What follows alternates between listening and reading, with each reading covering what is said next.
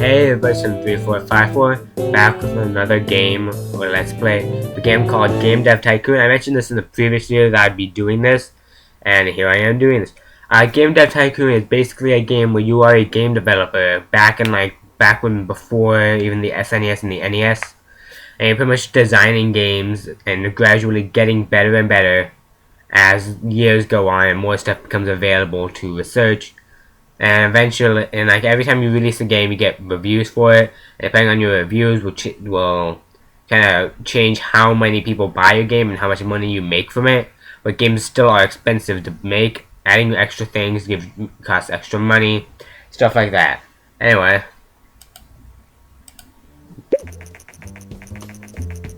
welcome to Game Dev Tycoon. In this business simulation, you have been transported back in time to start your very own game development company right at the beginning of the PC revolution.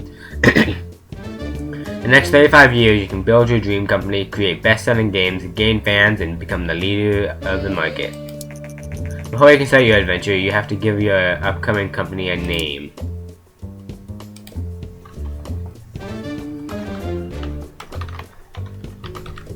Game Company 3454.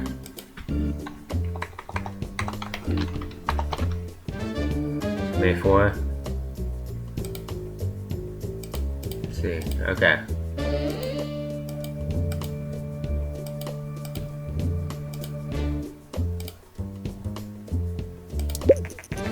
If you want to review the tutorial messages, then you can do so in the help menu.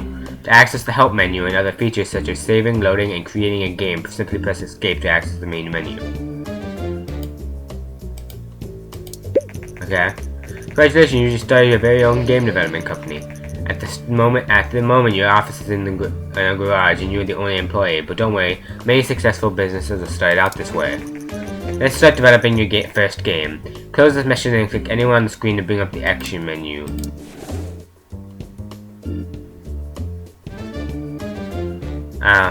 That's a green light thing. This is on green light right now, which I think means it's pretty much not ready to be sold completely, but right now they're kind of saying, if you buy enough of this, we'll make it a super official game on Steam. Before the development can begin, you have to decide what kind of game you want to create and give your game a name. You can also select what graphics technology your game should use.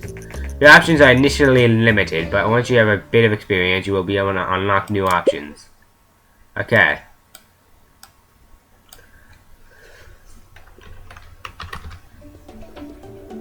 Yes. Topic. I'll go with a comedy. Actually, I'll go with a life simulation. Now, right now, these are the two. Now, there's the G64 and the PC. You have the G64, which has a bit better, more market share than the PC, but also costs 15k more. So, I'm gonna go with a PC for now. Keep my costs low. If you look up here, this is how many fans we have, what year we're on, what month we're on, what week we're on, how much cash we have. Right now we start with 70k. Okay, this is going to be 2D graphics. But this is bugs. These will design technology. Okay. Game development runs through 3 stages. At the beginning of each stage, you can decide what areas you want the game to focus on. Picking the right focus for the game greatly increases the point you generate. Think about what areas are important for your game and decrease the focus on areas you think are less important. If you want to read a brief description of the 8 different areas, please refer to the help menu. Okay. Gameplay will go up a bit more. Story and quest, I don't think I need that. Engine will go up a bit more. But you have bugs, your design, your technology. These two I think affect how well you level up, and also how well the game seems to be. This research. Now you can spend research points to get new things, and bugs, you don't want any bugs. So you'll want to let those iron out before you release the game. While developing your game, you will generate game points, which you can see bubbling up.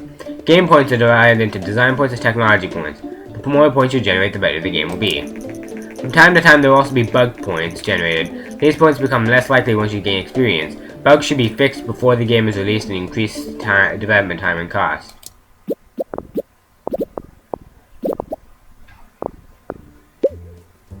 Okay. We really want artificial intelligence. And I'll give it a little bit of dialogue, but I'll give it a little bit more level design.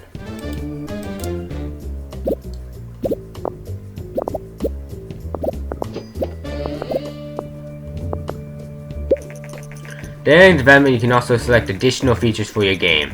Right now, you can only pick basic sounds, but your options will increase quickly. Selecting additional features makes the game generally better, but will also increase the cost.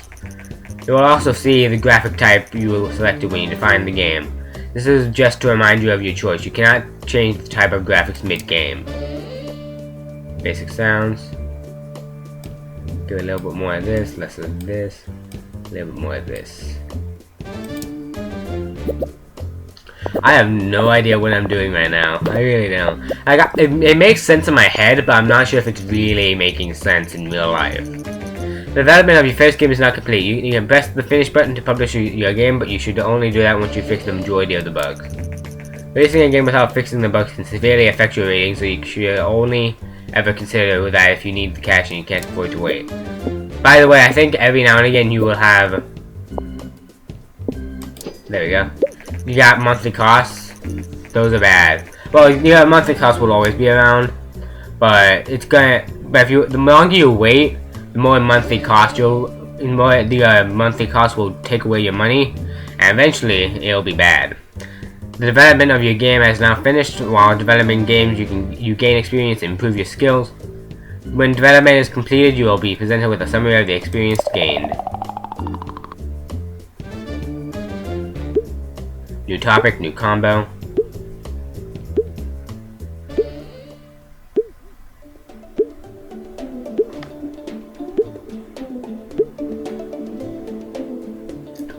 So these are all the things that we've kind of got better at. The better you are at this, the better it'll be when you get later on in the game. Create a game with a good topic / genre combination. Your game is now complete. You will be handed off to publishing. We should see reviews and sales coming in for the game soon. Let's wait a little bit. First reviews of our newly released game, Game 3454, came in. Yes.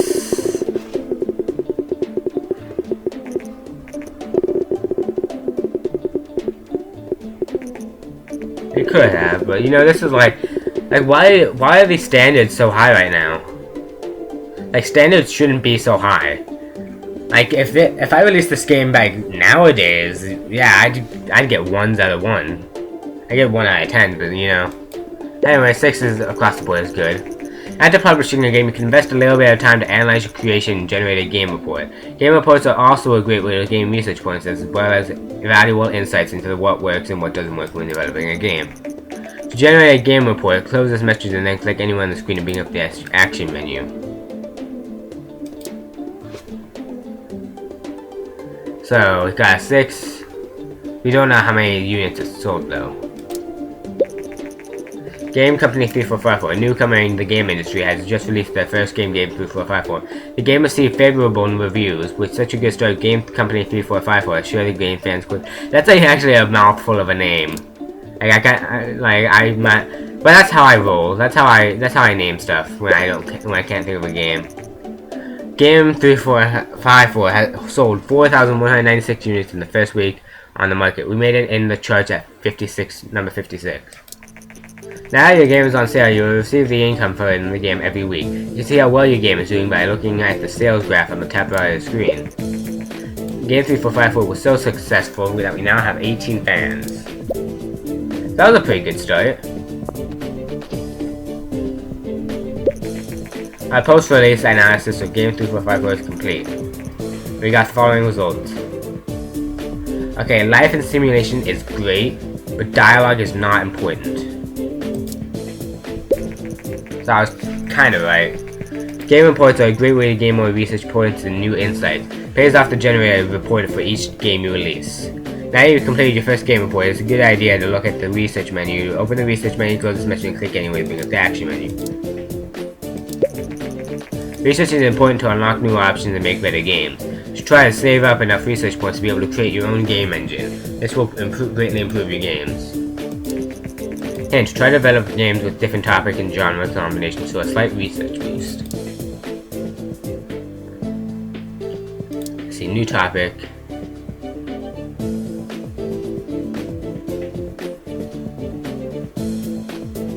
I'll go with sci-fi.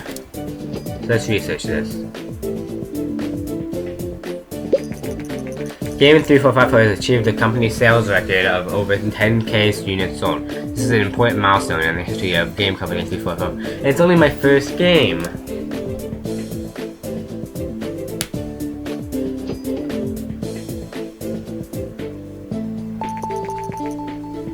We have successfully researched the new topic, sci-fi. While the game is being sold, you can actually start developing a new game. Let's look at the topic and stuff and let's see what I want to pick for this.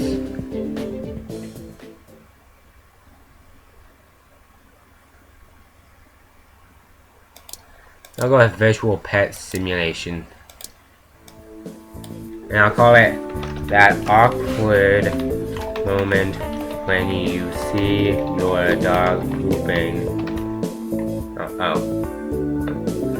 Okay. Limitations.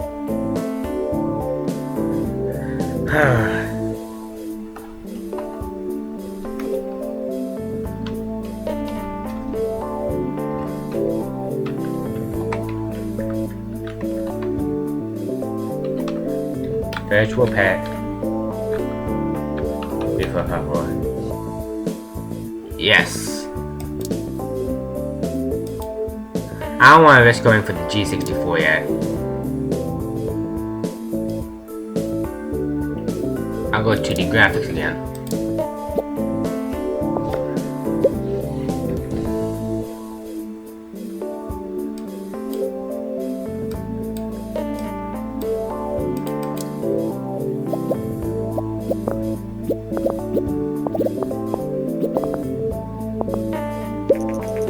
While generating game inputs, you start to gain insights into the development process, and then about what works well and what doesn't work so well. These insights are shown as hints on the development screen. I actually have turned this option off in the save. I don't think I have.